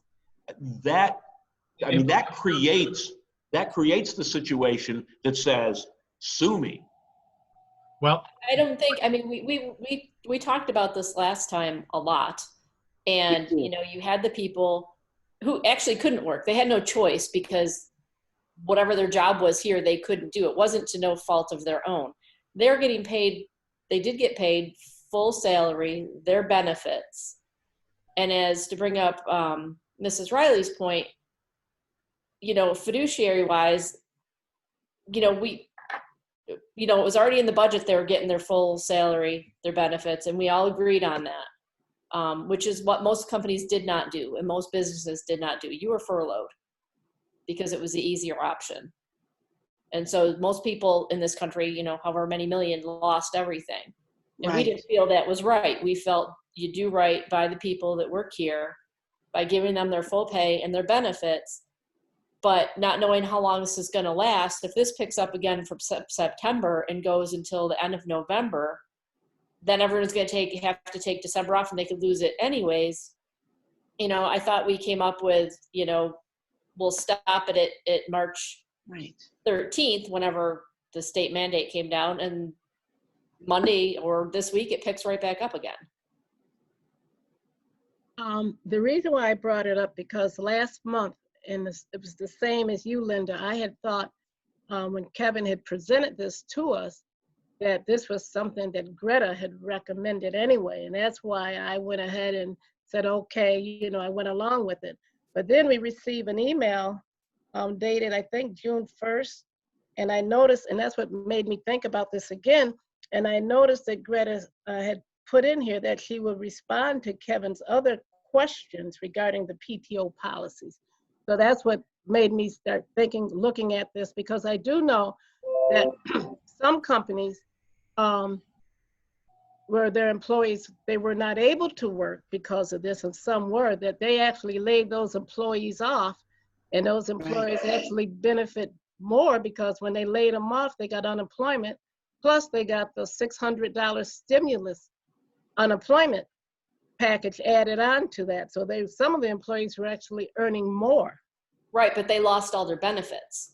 Well, the company Yes. I talked, Yeah, they lost all their health benefits. You Okay, get the laid off, you don't get your health excuse me, benefits. the company that I had spoke to, they continue to get their health insurance benefit. But you know, you don't have a guarantee they're going to hire you back.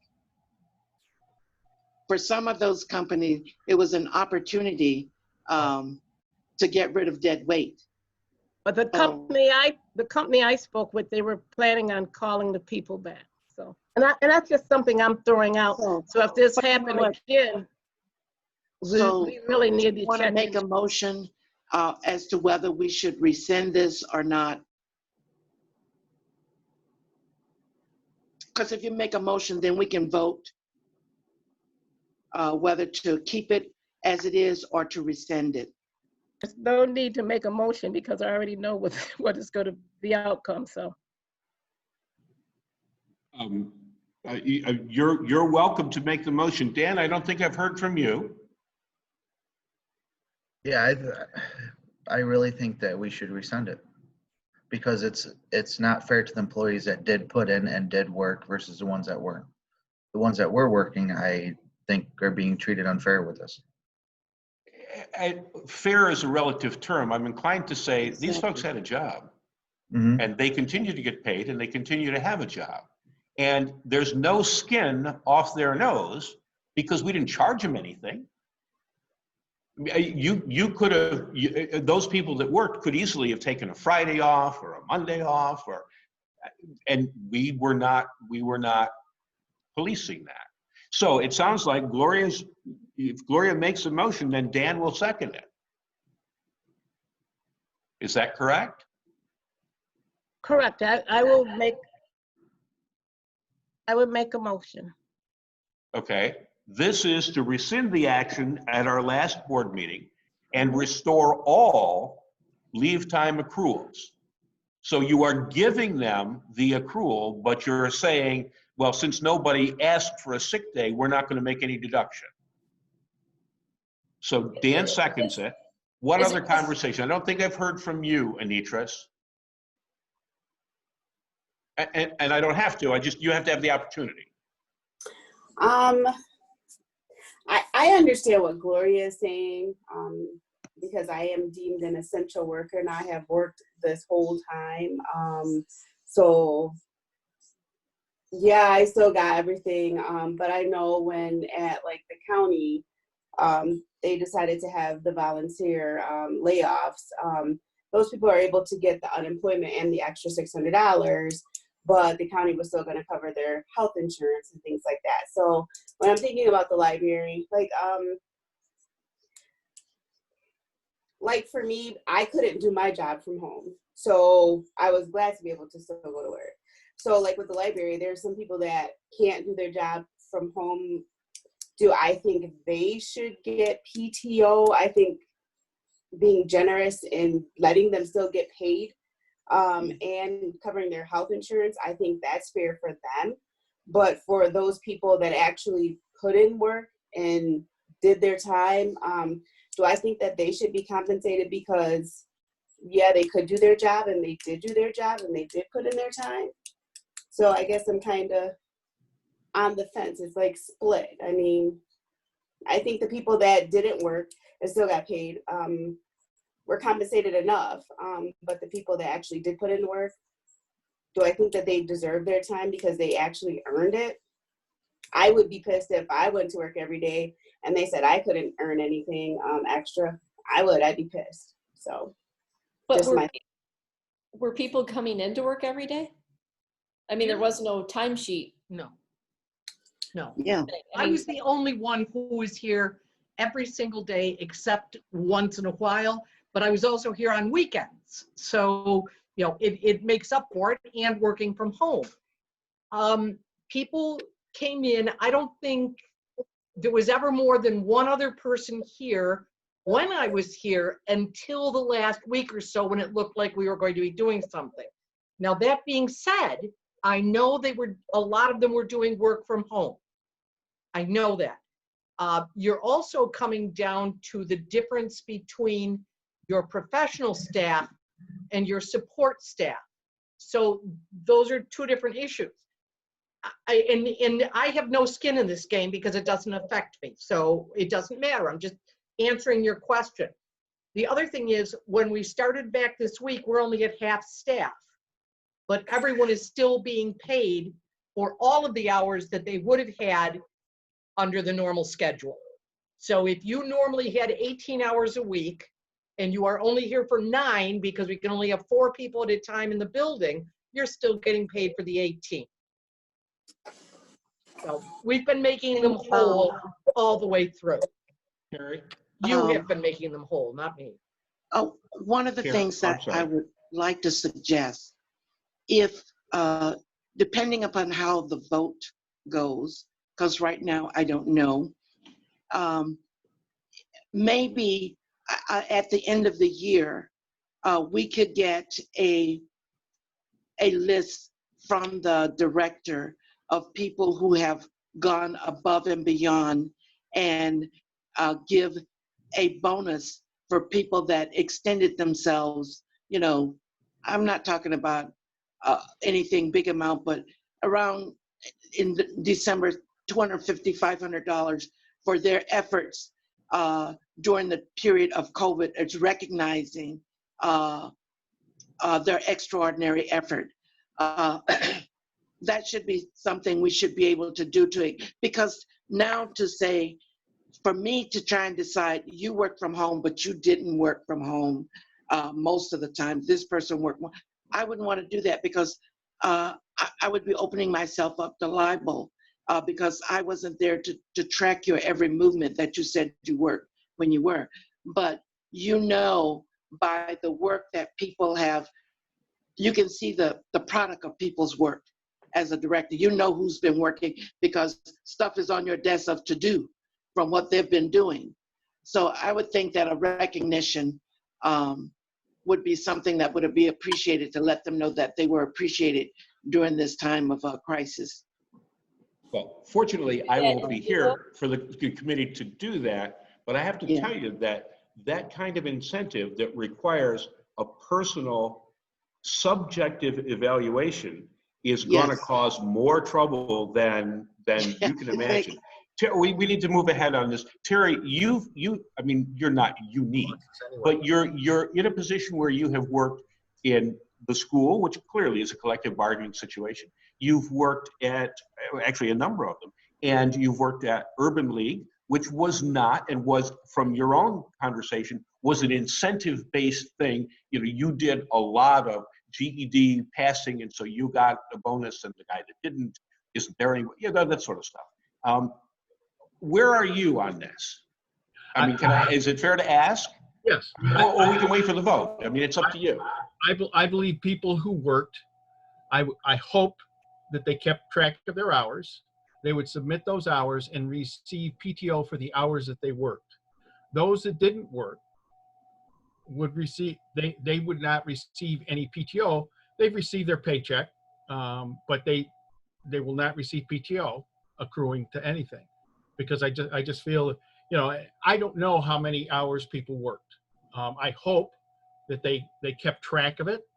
I know my daughter, that's how she's doing it. She's doing a timesheet. They never told her to keep track of it. She keeps track of it on her own and submits it. And she's salaried, so it doesn't mean as much, but they want to know that she's putting in at her minimum 40 hours. My son-in-law, he logs into the computer. You know, the other people that I've talked to, basically they're using a pen and a paper, and on Monday, June, whatever today is, 8th, 10th, I worked from 7:30 to 12:30 and from 1:30 to 4:30. So I worked whatever that adds up to. And, you know, on Tuesday, I worked these hours. I think anybody who accrued hours, they should get the PTO based on those hours. Debbie? I'm sorry. I think that if you know, if we would require them to keep timesheets from the beginning and submit them, possibly, but heck, if it was me, if I could get my PTO, yeah, I'm going to fill out I work 40 hours. Absolutely. Would too. And I'll tell you right now, Would too. I would be as honest as the day is long. Huh? And if it were me, I'd be as honest as the day is long. And being as anally retentive about that kind of stuff, I would keep it down to the minute. Yeah, but if Debbie? we would have asked that in the beginning, yes, but we're not. So yeah, I would go back and like, yeah, I worked a full week. Absolutely. Did a couple hours here, a couple hours there.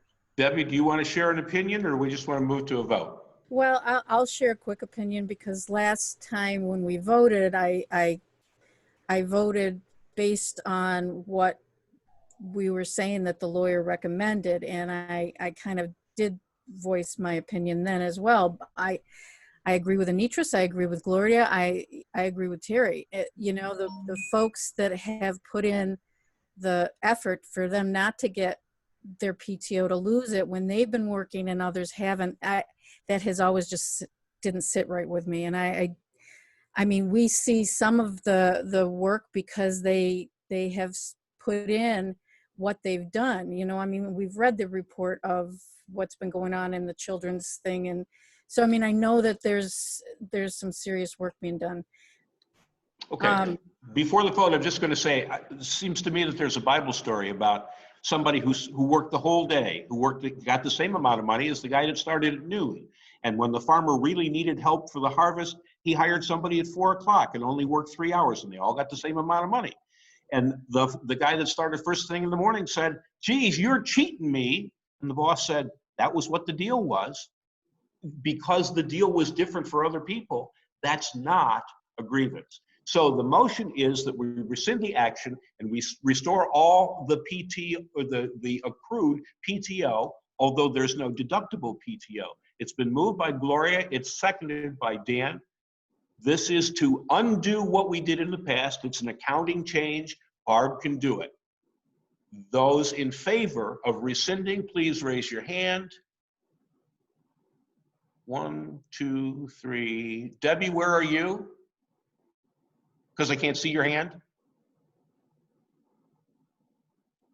That's a hand. Okay, so it's 1, 2, 3, 4. Those opposed, raise your hand. 1, 2, 3, 4. The motion fails because you have to have 5.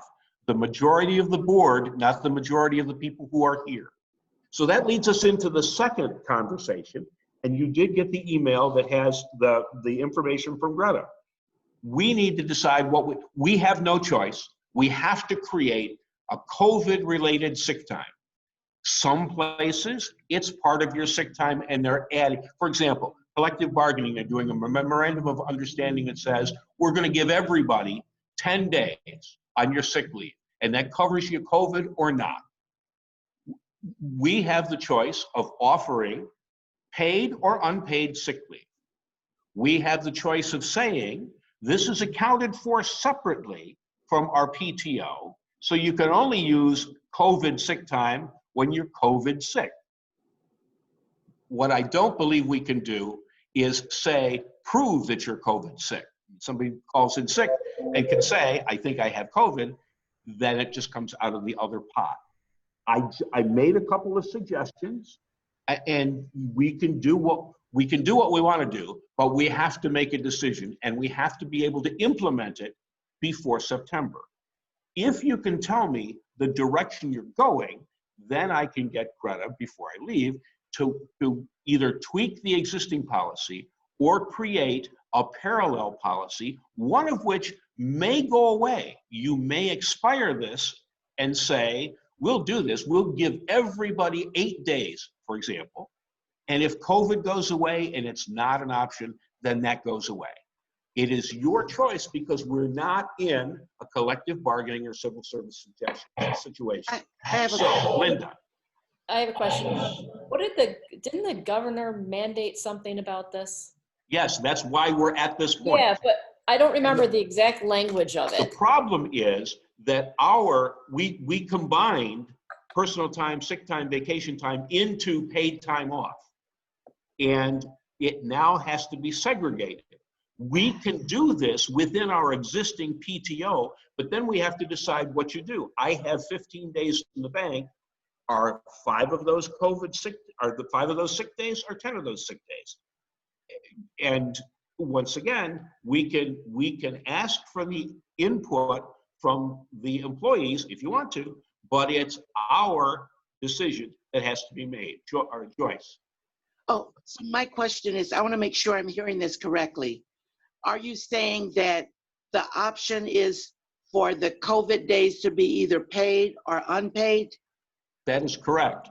What we have to do if it's unpaid sick time is you have to hold somebody's job.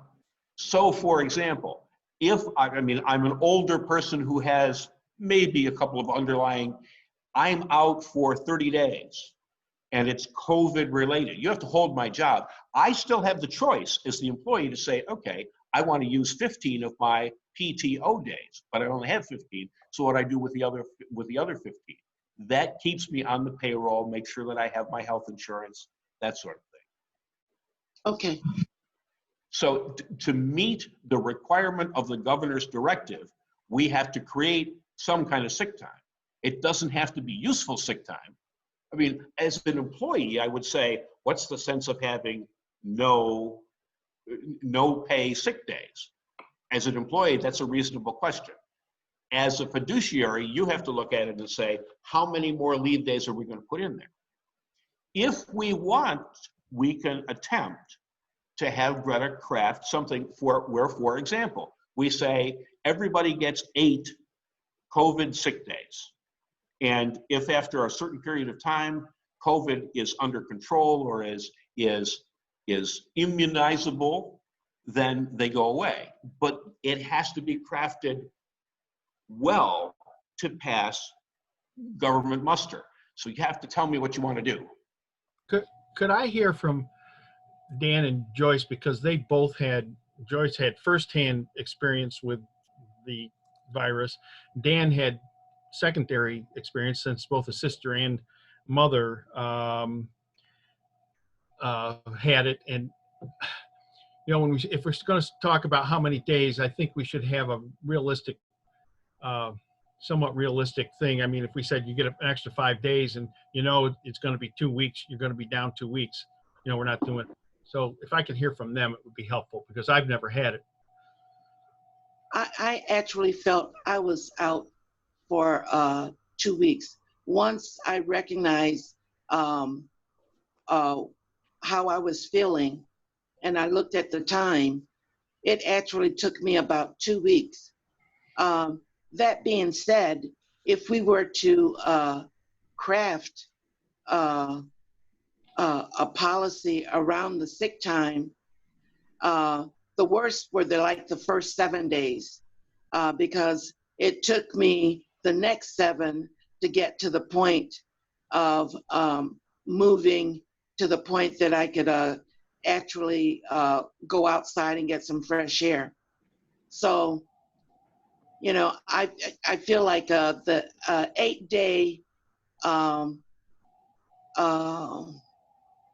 see, I would almost say they're entitled to 4 paid and 4 unpaid COVID days for the duration of the COVID, because that does give you some, because you might think you have COVID and it's not, and the 4 unpaid will still give you that stretch that allow you to keep your job. And yet we're not, you've got 4 added so that people won't necessarily abuse it. You know what I mean? Okay. Not to say that anyone would, but I feel very fortunate to have come out of it, but other people, it definitely may take longer. And it would be nice to know that you have that initial 4 days where you're going to get money from it. You can use your regular sick time if you want, but you still have the that unpaid COVID time that allow you to keep your job. Okay. So do you want me to return to Greta and say, we want to do something as a block, as a lump for everybody effective whenever. So what's supposed to happen is you're supposed to implement the process and allow the accrual to start the 1st of September, but they're not allowed to take it, to use it until the 1st of January, 2021. So let me I guess I want to restate this so I make sure I have it correct. We want to segregate this requirement for sick time from our regular PTO. I have the sniffles, my kid has to go to the doctor. That's plain old PTO like it always has been. I accrue it at whatever I do, and I take it out by hours. And then we create this special class. Do we want to ask if it can disappear?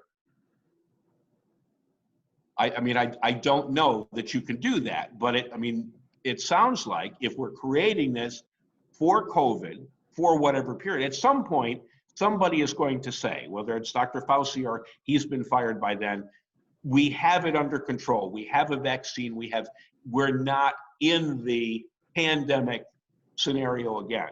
And what that criteria would be, I don't know. We have to let the attorney do that. That's why I want to get the information and let her craft it, because we've done this before. We've tried to do policies on the local level, and it turns out that we forget something, we leave something white. There's a hole, there's an opening, we don't want to do that. What do you think, Gloria? Oh,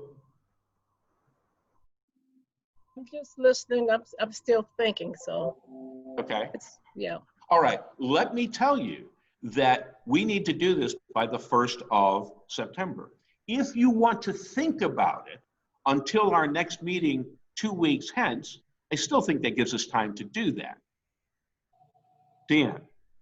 Yeah, I will say it's case to case basis. Like Joyce and like my sister were fortunate enough to walk right out of it. My mother, on the other hand, was on a ventilator for 9 days Okay. because of it.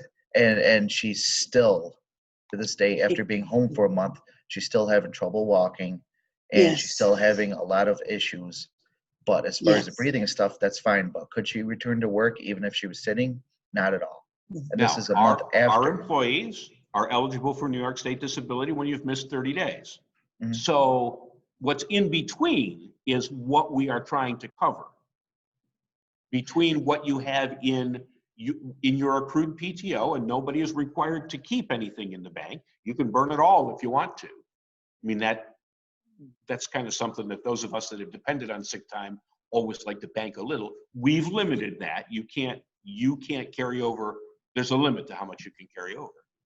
But then if you're sick, I mean, if I get it and it interacts with high blood pressure and all that other kind of stuff, yes, I could be out of it for quite a while. And if I were a working parent that had kids at home that were waiting for that, then obviously we'd want some other insurance to cover that. Just other thoughts? As I say, I can distill this and send it out. I really have no recommendation. I think it's a little over the top to be directed to create a specific class of sick time, but it's not my choice. If that's just the way the rules are. Debbie, I mean, it's a nice picture, but I can't get any feeling from the picture. I can't say if you're rolling your eyes or nodding your head or, where are you on this? Rolling my eyes and nodding my head. I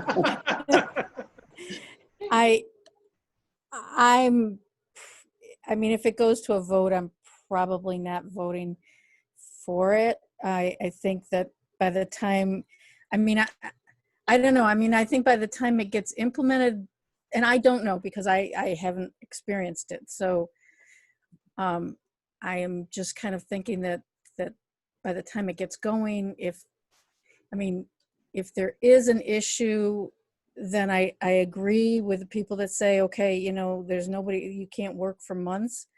But I don't know. I'm a little perplexed on it.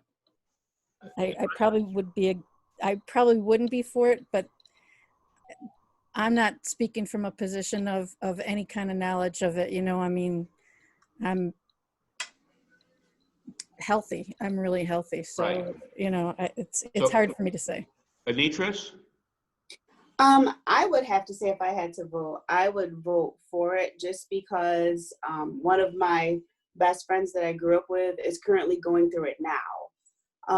And where when I asked her, like, how long have you had this? She said for about a month. She's been in and out of the hospital on oxygen.